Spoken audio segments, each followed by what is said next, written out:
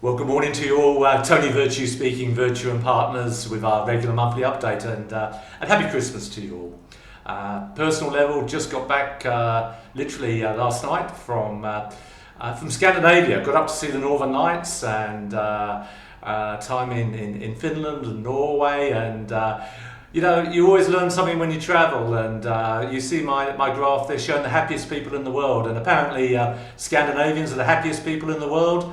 Interesting, very high tax rates, but as I dug into this, they seem pretty happy with the government spending money wisely, and I think there's a message there that if you're happy that your hard-earned is going somewhere that really is of benefit, that you can bring economic change there. As an example, VAT there at 25%, or GST at 25%, not 10%.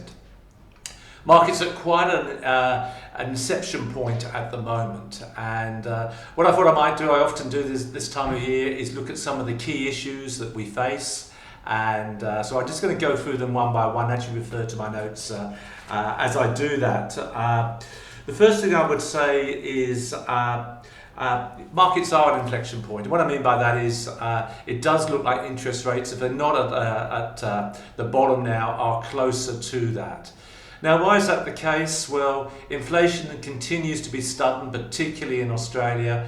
At the same time, the growth in the economy, we're struggling to get to 2.2%, which is, as you can see in the notes, very similar to our net migration. So per capita, we're really just standing still.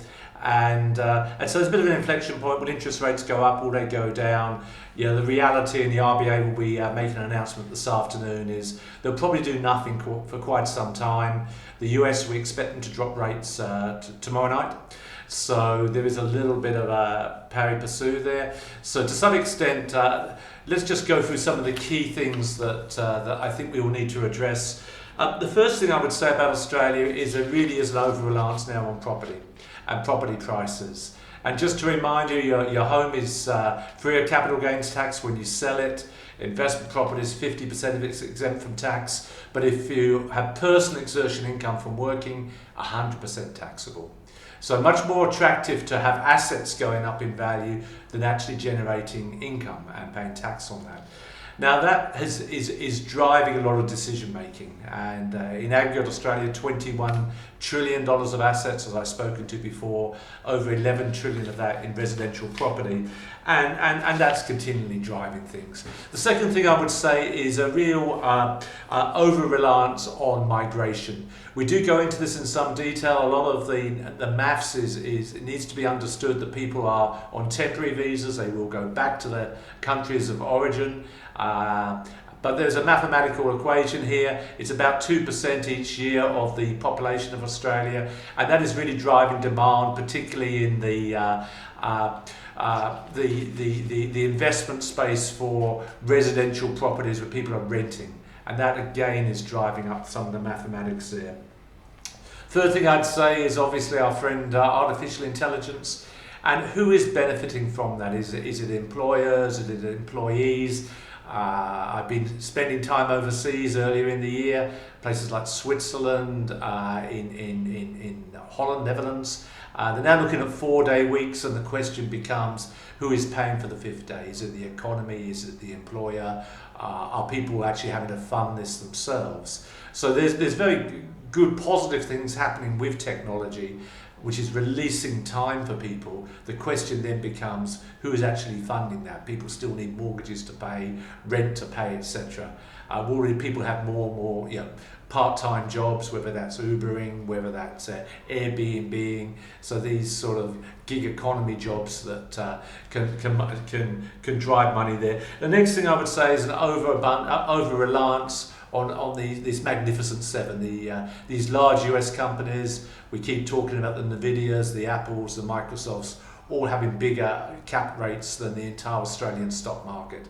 And we're so reliant on them these days. You know, you cannot make a lot of changes in life without agreeing to a Microsoft change in their terms, or Google, or whatever. And there's a real danger of us losing control over even our economic borders with this. You see, the federal government now introducing legislation to try to protect our minors under 16 from bad actors. The next thing I would say is a growing area in private credit and private equity. That's us investing in companies that are not listed on stock markets. That is growing globally. That should reduce volatility, but you're very heavily reliant on these valuation processes. And a lot of people now just do not want to be listed on a stock market. The Australian market has shrunk, the UK market has shrunk. And what's the reason for this? If there's access to plenty of capital, do you really need this daily continuous disclosure and the ups and downs and the volatility and the short selling, etc. there? Next thing I would say is a shadow over the retirement market. What we see now is over $4 trillion in superannuation, but 25% of that now in the drawdown phase. It's just over in Scandinavia, as I mentioned, 24 other Australians, the vast majority living off their allocated pensions to fund those trips. That means getting a consistent income stream and managing longevity risk, the risk that we're going to live a long time and run out of money, becomes more and more prevalent rather than just the growth of particularly our international shares there. So in aggregate, I'd say a time for caution but not paranoia. We've probably reached a bit of a tipping point at the moment where nothing looks particularly cheap. I am holding for clients a little bit more money in reserve. I think that's just a wise thing to do. There are moving parts, particularly with friend Trump, that you never quite know what might come out of left field. But certainly not a time to be paranoid. I think it's a time just to be steady and understand that over time markets do balance themselves out. Australia in aggregate is in a very strong position. It's not equal, obviously, but we do have deep enough reserves that if markets were to fall, interest rates would probably come down a little, and we have enough to kind of pick up the slack from there. Locally, we have our annual Christmas party on Friday. The Manly Skiff Club, very much looking forward to seeing you all there. Really, we just enjoy just sharing our lives together, a sense of community. It'll be a special day. It looks like the weather's going to be great for us, and I look forward to seeing you all there.